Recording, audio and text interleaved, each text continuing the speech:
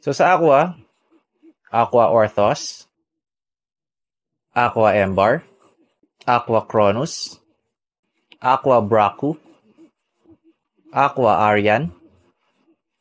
Kung papansinin nyo, may mga female version rin sila. Aqua Azazu,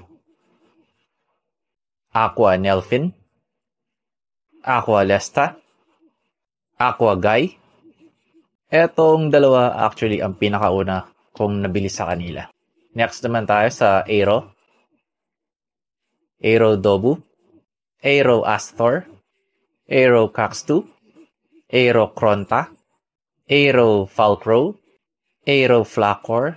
Angas ng pangalan, parang maangas or malakas na nila lang to. So I presume na yung may mga border na gold are the leaders.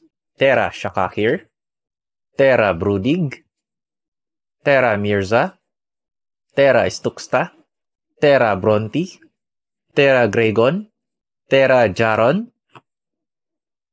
Terra Cedrex. Ito pala yung favorite ko. Maangas kasi para silang mga Transformers. Pyro Bogar, Pyro Dren, Pyro Kravex, Pyro Druna. Female siya. Most na napansin ko mostly ng female nasa Aero. Pyro Bashtug, Pyro Marute, Pyro Arno, Pyro Zar, Pyro Pritar, Pyro Triga. And there you have it, ang CyberQuest collectible cards from Ovaltine. I hope nakapagbalik tanaw kayo.